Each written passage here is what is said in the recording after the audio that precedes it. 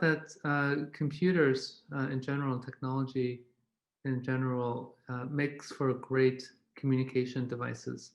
And so if you look at the earliest days of how computers were used, they were actually used for communicating, things like email and chat boards, bulletin boards, and such.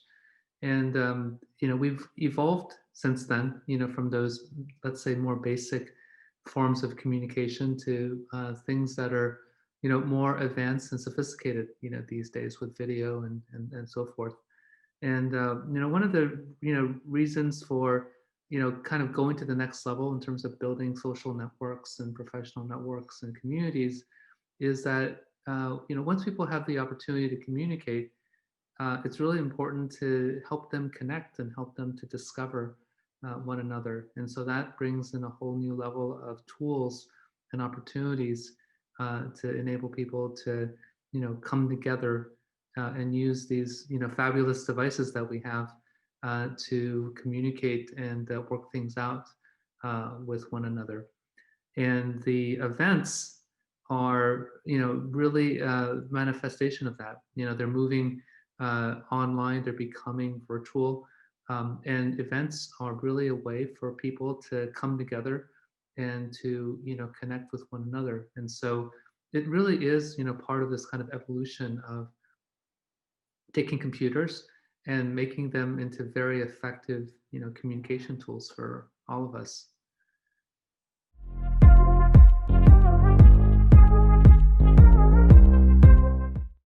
Well, it was really, the early days, and if you can imagine, there was a time before all these social networks existed. It was actually the time when LinkedIn got started as well, and LinkedIn was really started with the motivation to help, any of us and all of us to keep track of our networks and to cultivate and expand and foster those networks.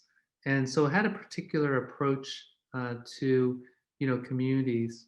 And, in terms of helping people to grow their networks, it really did become, successful with that. And really only in the last few years, I would say that LinkedIn really become kind of a community platform, in its own right, with people engaging, on a regular basis on the platform. But it did take some time to evolve, and I do believe that's kind of the natural evolution of these, things. Is that communities are themselves, they take time to develop, and events are a really interesting interplay with communities, because events are these sort of activation events to get people engaged, have an intent, have a purpose, and help to build communities over time. And that's the really interesting thing, relationship between events and communities. So I've often thought it's rather difficult to build a community directly. You've got to build it over time, but events are a great tool to enable that community to be built, progressively.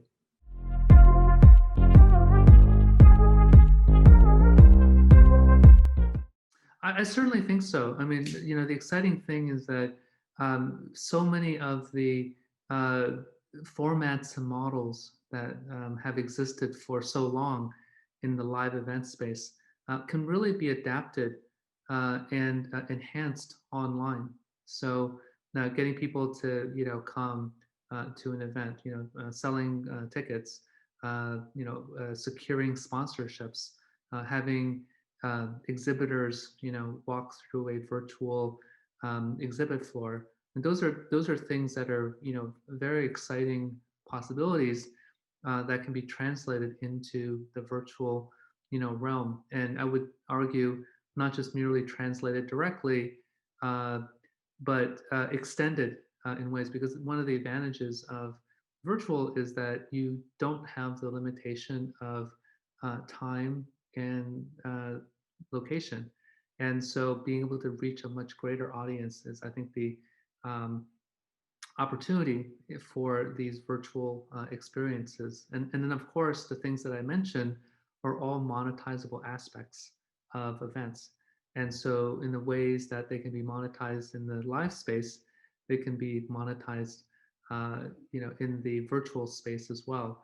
And again, with kind of the extensions and the opportunities to kind of grow these ways of doing things that have, only been mainly live before, the monetization opportunities, frankly, will expand as well. So it really will become kind of this kind of complement to the live events. When we are able to get back to live events, those revenue streams will continue to exist.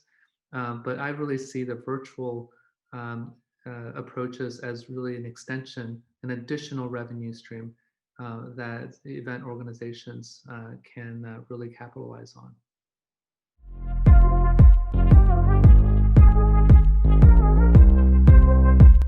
Well, I've always been intrigued with this concept of the, digital overlay over, live experiences. It's sort of, augmented reality, plus plus, if you will, but done in a very meaningful way, right? So that it's not merely, looking through glasses and, seeing some information about some object in the real world, but carrying forward meaningful interactions, both in the live uh, world as well as in the virtual world, and connecting those two together in meaningful ways. And I think that's really the promise of the technologies that are emerging now, that allow the transition between live and virtual to continue to exist.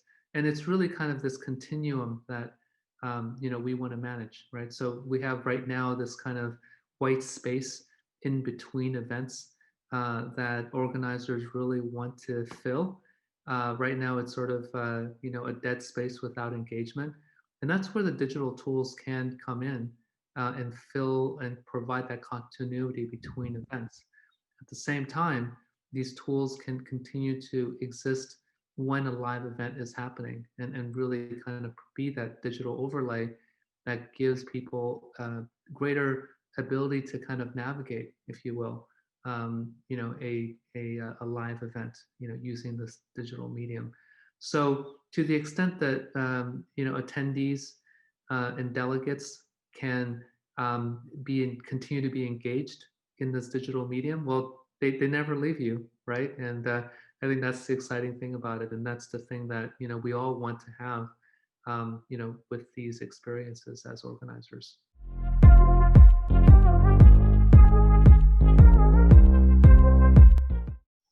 Yeah, so I would say, look at technology as not a replacement for live events, but as really an augmentation in the live event area, and to see it as a way to complement or to enhance, live events, whether they're happening now for you or going to be happening in the future, and start to really have an experimental mindset.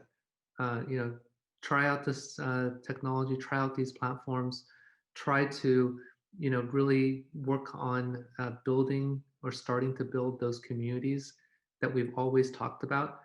This is a great opportunity to try some of those things. And I'd say you'd be surprised at how well it is going to stick and enhance the core business that you've already got. And when it comes time to be able to have live events in their full glory again, I think you'll see that the virtual experience is only going to enhance the live events, and make them more rich and more rewarding. The digital is going to be here to stay, and I think this very interesting blend of the live engagement and the virtual engagement, and that kind of transition between the two, I think is going to be what a sophisticated event organizer is going to want to orchestrate. Are there opportunities that can go from the live world back to online, and can we carry those online interactions that started virtually and bring them into the live world, and through all those transitions there are financial opportunities that abound for the people who do it well and the people who do it right. So I think that's the future that we're going towards. Is literally more is more, and so to be able to capitalize on that and to have a strategy for how to move audiences back and forth between the two mediums. I think it's going to be a very exciting future, and whoever kind of can do that very well is going to be able to capitalize on it.